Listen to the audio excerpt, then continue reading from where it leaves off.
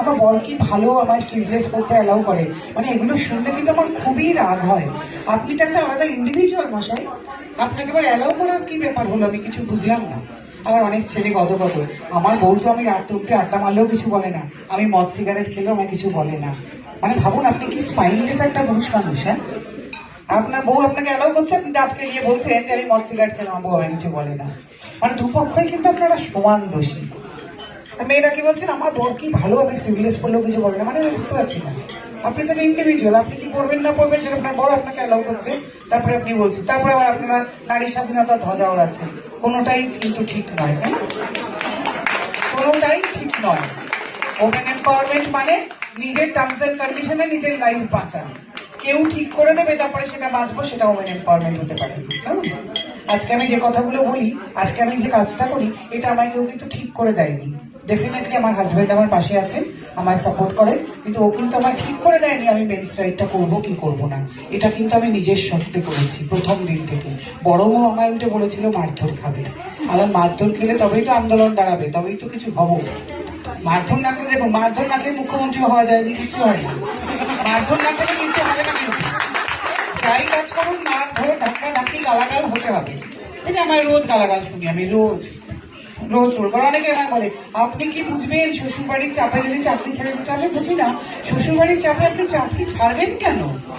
মানে এমন শ্বশুর বাড়ির ক্ষমতা হবে কেন আপনাকে চাকরি ছাড়াবার, মানে আপনি কিন্তু দুটোর মধ্যে চয়েসে ওটা বেছে নিচ্ছেন। কেন নিচ্ছেন? মানে আপনি সংসার করতে চান, তাহলে তাহলে কিন্তু কমপ্লেন করবেন না, তাহলে নো কমপ্লেন, তাহলে আপনি সংসারটা বেছে নিয়েছেন, তাহলে কিন্তু কমপ্লেন না। সোশ্যাল মিডিয়ায় রোজ গাউনি গাইবেন না এসে, দুটোর মধ্যে একটা বাঁচতে হবে লাইফে, কিন্তু তাহলে স্যাক্রিফাইস করতে হবে যে কোনো একটা। কিন্তু মেয়েদের বারবার এটা বলতে চাই, নিজের পথে হাঁটার রাস্তাটাও কিন্তু খুব কঠিন। ওপরে ওঠার সফল হওয়ার, সিমরানকেই জিজ্ঞেস করুন, ঝর্ণাকেই জিজ্ঞেস করুন, যারা সফল হতে চেয়েছে নারী বা পুরুষ, সবার রাস্তা কিন্তু খুব কঠিন এবং খুব একা। সে রাস্তায় হাঁটতে রাজি আছেন তো বলুন, আমার সঙ্গেও হাঁটতে পারে। পুরুষ অধিকার করতে হবে তাদের কোনো মানে নেই, সফল নারী মানেই পুরুষ অধিকার করতে হবে, কোনো কথা নেই। ও পুরুষ মানুষদেরও জানাই, নারীরা পাশে না থাকলে আপনাদের একটা আইনও পাওয়া হবে না, এটাও জেনে রাখবেন। এটা হবে না, কারণ আপনারা তো নিজেদের কথা নিজেরা বলতে পারেন না, সেই জন্য আমাদেরকে এগিয়ে আসতে হবে।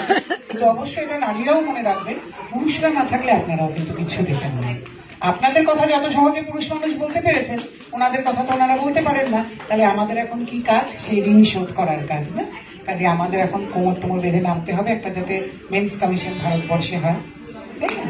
সে আসলে দিনগুলো তাহলে আমার সঙ্গে থাকতে ইচ্ছে করলে থাকতেও পারে, না থাকতে পারে। তবে মেয়েদের বারবার বলবো, নিজের পায়ে দাঁড়ানোটা কিন্তু প্রাথমিক শর্ত, বাকি সব তারপরে আপনা আপনি হয়ে যাবে।